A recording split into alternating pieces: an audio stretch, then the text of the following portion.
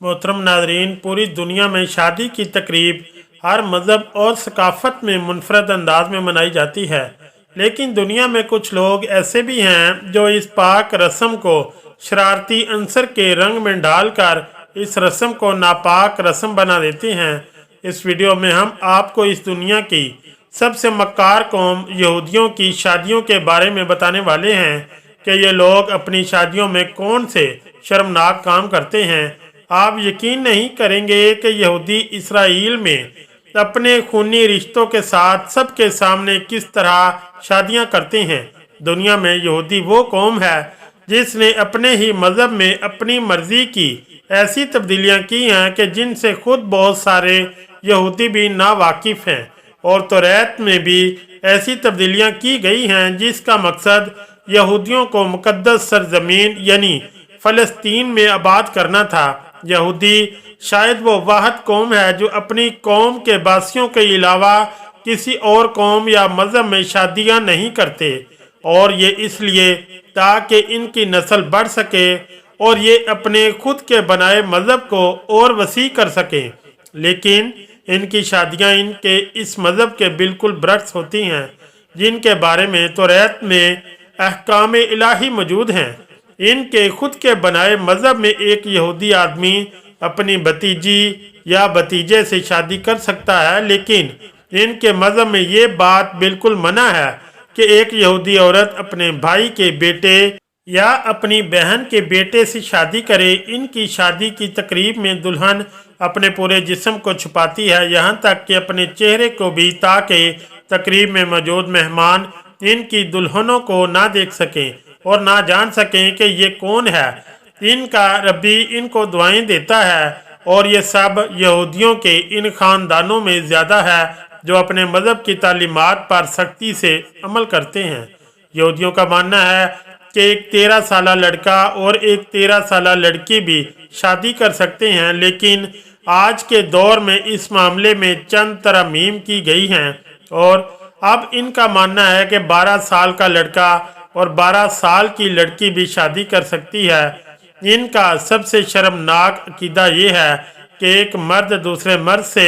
और एक औरत दूसरी औरत से शादी कर सकते हैं, जिसे हम जिन्स परस्तों की शादी कहा जाता है। और इस अकीदे को आज ये लोग दुनिया के कोने कोने में फैला रहे हैं। लेकिन इनमें ऐसे भी यहूदी हैं जो इन हम जिन्स परस्त शादियों के खिलाफ हैं और इन्हें अपने मज़हब के खिलाफ बात समझते हैं। ज़्यादातर यहूदी दूसरे मज़हब के लोगों में शादी करने के खिलाफ है, और इनका एक और अजीबोगरीब अकीदा जो इन यहूदियों ने खुद अपने आप पर मुसल्लत किया है वो ऐसी औरत के बारे में है जिसका शौहर मर चुका हो लेकिन इनके कोई औलाद ना हो, तो तब इनके मुताबिक इस औरत की शादी रजामंदी से या ज़बरदस्ती इस फौतशुदा शौहर के भाई से कराई जाती है, जबकि किसी और यहूदी को इस बेवा के साथ शादी करने की इजाज़त नहीं होती। और अगर इस शादी से इनकी औलाद होती है तो तब इनकी औलाद को इस फौतशुदा शख्स की वल्दियत दी जाती है, ना कि इसके मौजूदा शौहर की। कदीम तौरात में खूनी रिश्तों में शादी की मुखालफत की गई है, लेकिन इस मौजूदा यहूदी मज़हब ने इस बात की भी इजाज़त है कि कोई अपनी खूनी रिश्तों जैसे अपनी माँ, अपनी बेटी या अपनी बहन, यहाँ तक कि अपनी दादी या अपनी नानी से भी शादी कर सकता है। इस तरह एक औरत को भी यह इजाज़त है कि वो अपने बाप, अपने भाई, अपने दादा या अपने चचा के साथ शादी कर सकती है। यहूदियों में यह रवायत भी है कि ऐसी लड़की जो कुंवारी हो तो इसकी शादी हमेशा बुध के दिन ही की जाती है। जो इनकी रवायात के मुताबिक ऐसा करने से इस लड़की पर खुदा की रहमतें बरसती हैं। एक और अजीबोगरीब रस्म जो यहूदियों में पाई जाती है वो ये कि अक्सर यहूदी अपनी शादी के दिन रोज़ा रखते हैं, क्योंकि ये इस दिन को अपने मुबारक दिनों की तरह ही मानते हैं, और इनका ये रोज़ा सुबह सवेरे से शुरू होकर शादी की तकरीब के इख्तिताम तक होता है, जिसके बाद दुल्हा और दुल्हन इकट्ठे खाना खाते हैं, क्योंकि इनके अकीदे के मुताबिक इनकी शादी तब तक नहीं होती जब तक ये रोज़ा रख कर इकट्ठे खाना ना खा लें। और ऐसा करने से इनकी तमाम गुनाह ख़त्म हो जाते हैं। जिसके बाद दुल्हन अपने दूल्हे के इर्द गिर्द 3 या 7 बार गोल गोल घूमती है और ऐसे इनके अकीदे के मुताबिक ऐसा करने से वो तमाम शैतानी चालों और असरात से महफूज हो जाती है। और ये भी माना जाता है कि जब तक ये नया शादीशुदा जोड़ा शादी की तकरीब के बाद एक गिलास नहीं तोड़ देता तो तब तक इनकी शादी मुकम्मल नहीं होती। और इसके पीछे यहूदियों का मानना है कि इस तरह करने से वो अपने दरमियान तमाम हदों को ख़त्म कर देते हैं और ये इनके लिए एक सबूत के तौर पर लिया जाता है कि ये दोनों मरते दम तक ज़िंदगी के तमाम मामलात में एक दूसरे के साथ रहेंगे। यहूदियों में एक से ज़्यादा शादियों की इजाज़त है, लेकिन इन शादियों की तादाद की कोई कैद नहीं, यानी एक यहूदी जितनी मर्जी शादियां कर सकता है, यहाँ तक कि इनका रबी इनको मजीद शादियों से मना न कर दे।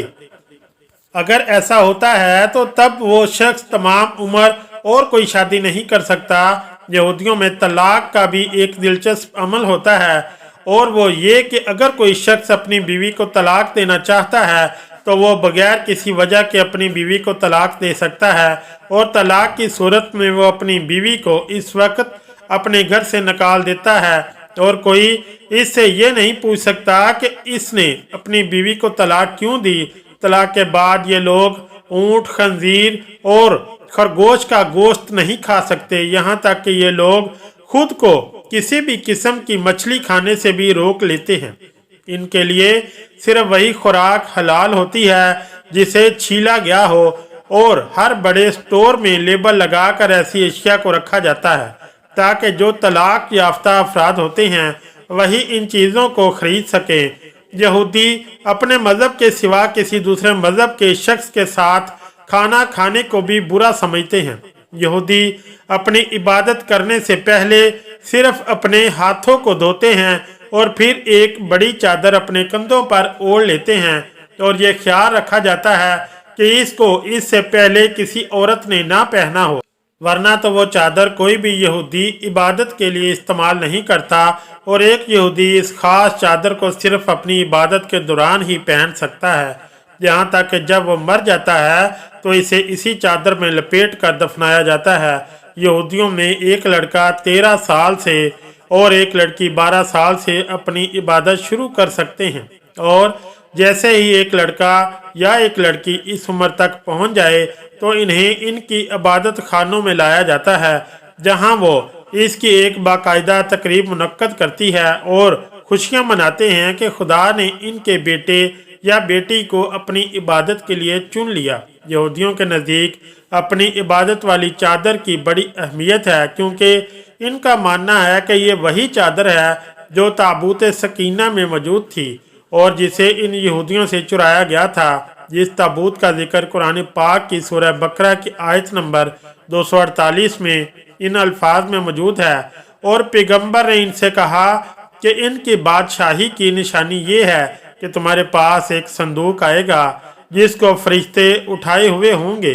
इसमें तुम्हारे परवरदिगार की तरफ से तसल्ली बख्शने वाली चीज़ें होंगी और कुछ और चीज़ें भी होंगी जो मूसा और हारून छोड़ गए थे। अगर तुम ईमान रखते हो